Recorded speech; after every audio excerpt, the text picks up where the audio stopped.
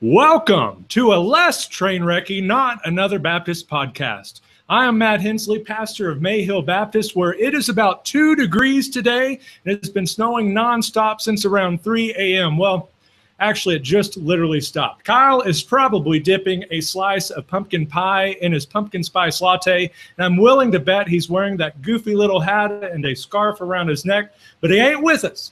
And so, folks, this is a special episode that promises to be only half as bad as it normally is. My friends, I have the absolute privilege to be joined by someone who has become a dear friend on social media, and I long for the day I can meet him in person because that probably means a trip to Cafe Du Monde in New Orleans. Folks, we're welcoming Dr. Adam Harwood of New Orleans Baptist Theological Seminary on the podcast today. So without further ado, Dr. Harwood, introduce yourself. Tell us a little bit about your family and what you do. It's great to be with you, Matt. My name is Adam Harwood. I married my best friend 22 years ago this month, Laura. She's a part-time speech therapist. We have 4 kids together, 2 boys and 2 girls. She homeschools our 2 youngest. Our second child is a high school senior, and our oldest will be married next month in the great state of Texas. Hey, praise the Lord for that. So what do you do in New Orleans? I am associate professor of theology, and so I teach college courses, master's courses, and doctoral courses in theology here at the seminary. And prior to serving here, I was at a Baptist college in North Georgia called Truett McConnell.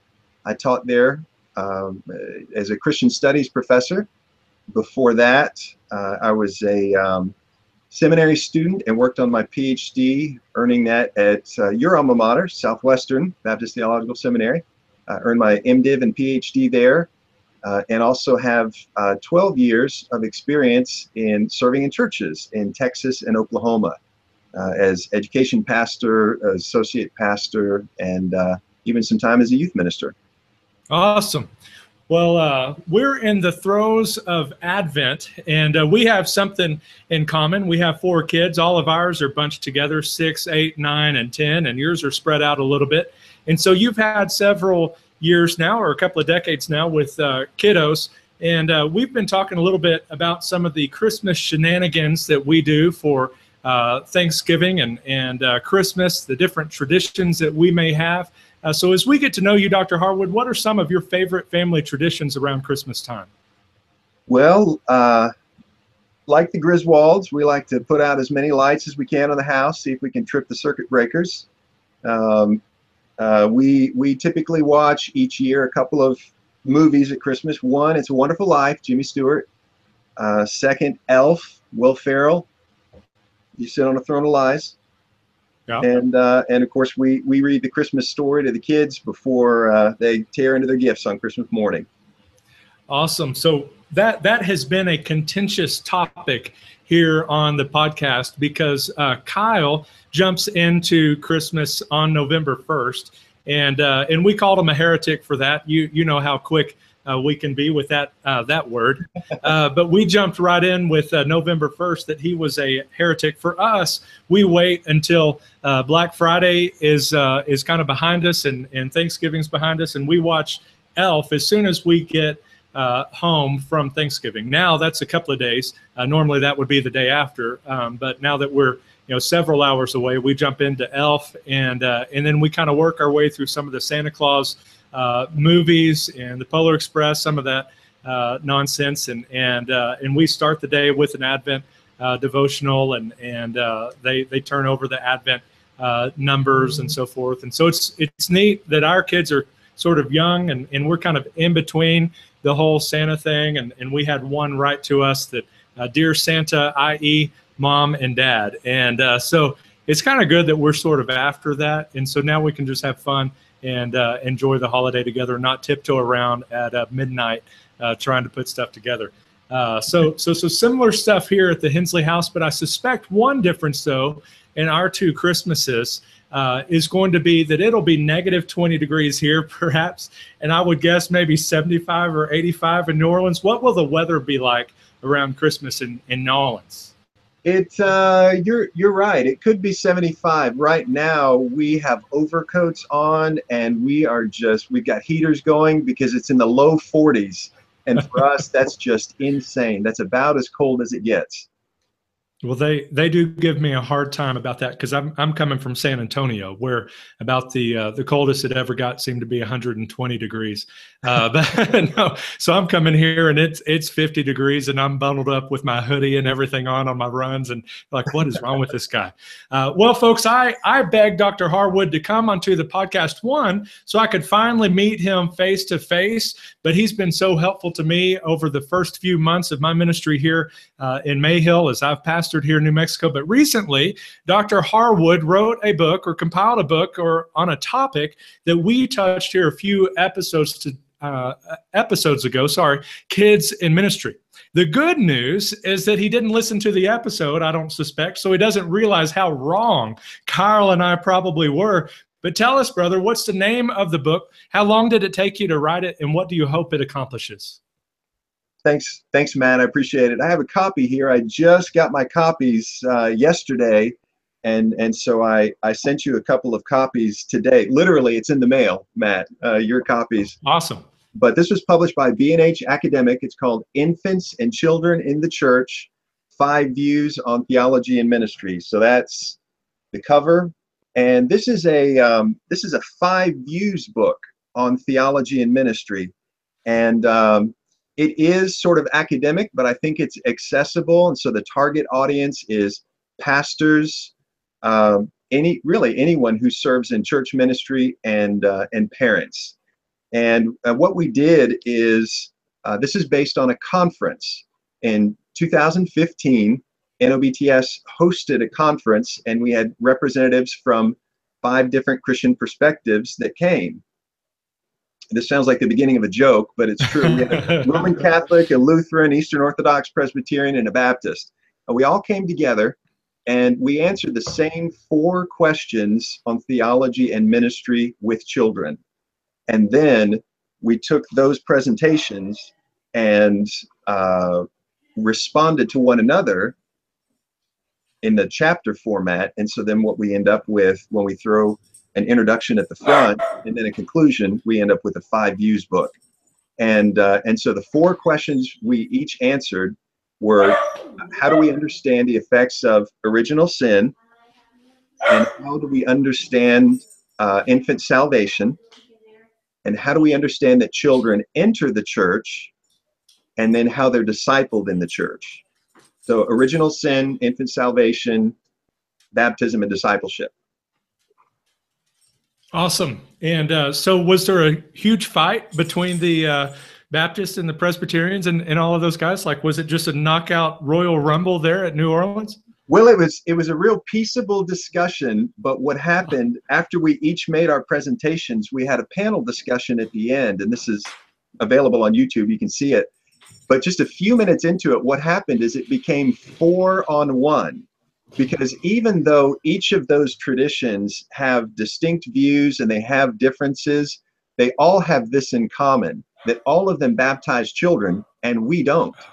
Of those 5 groups, we're the only group that doesn't baptize children. So very quickly, the discussion became everyone pointing to me and saying, you're excluding children from the kingdom. You're keeping kids out of the church. You're hurting these families. Why won't you baptize infants and children?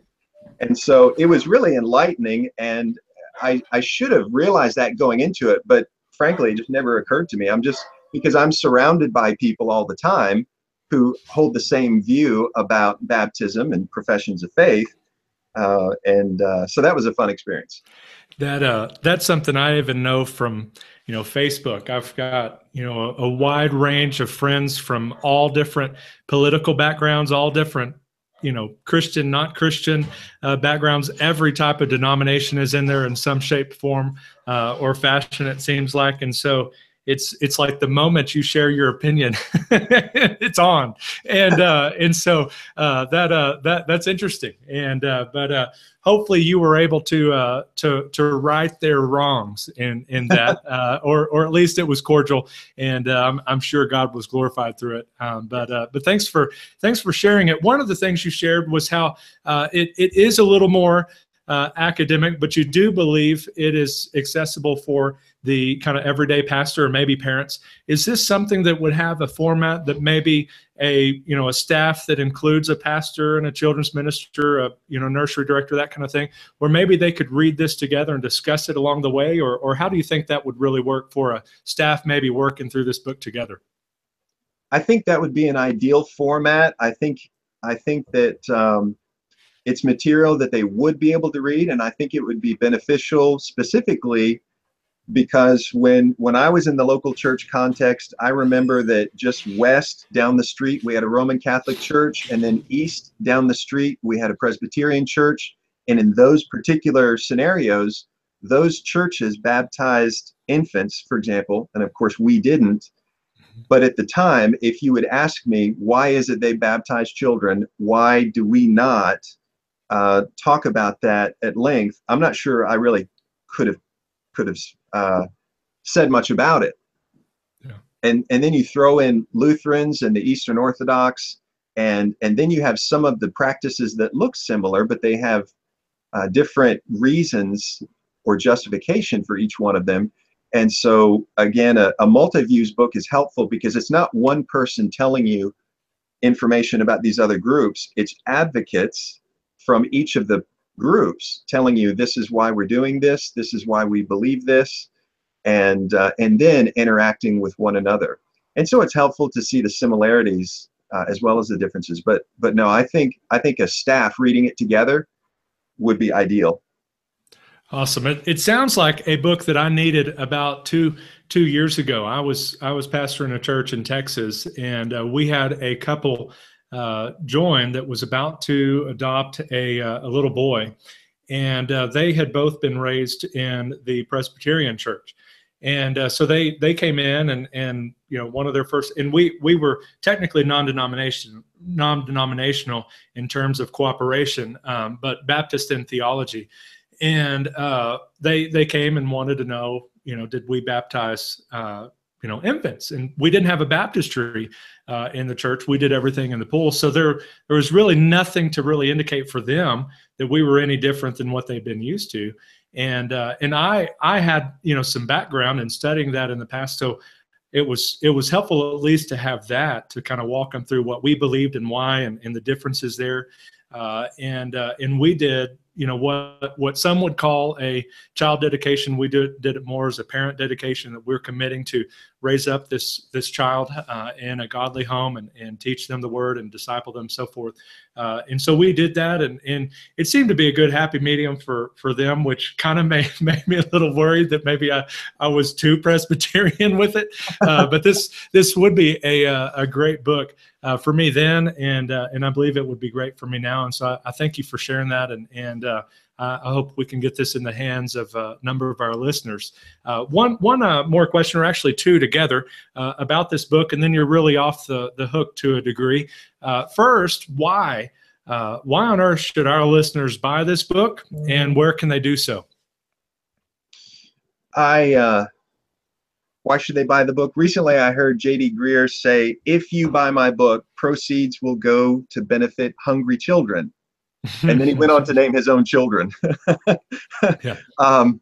The reason that I think people would benefit from the book is that any pastors or anyone serving in ministry, this book can help them clarify their understanding of those areas: original sin, infant salvation, baptism, and discipleship of children. Awesome. And where they can get it, Amazon is the primary place I think most people get their books now, but it's published by B&H, so hopefully it'll be available in your local Lifeway store. So that's it. Awesome. Well, I know I look forward to digging into it. I really appreciate you sending me a copy, especially as a dad of 4 young children and pastoring a church that gets younger by the week. Every week, it seems like we have more young families coming and being a part of what is happening there. And a lot of them are coming with kids. And so I know this is going to be helpful for us. But if there is one thing from that book that just kind of stands out to you as kind of the editor, the author there, that really sticks out that you would give to a pastor or a parent, what would that be?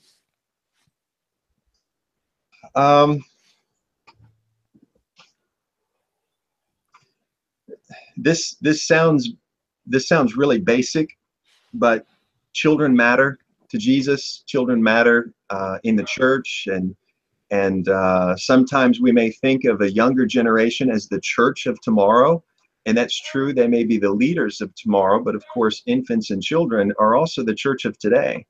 And so they're our children. They're people that we need to reach with the gospel, and so there is a need to think about ministry to that generation now.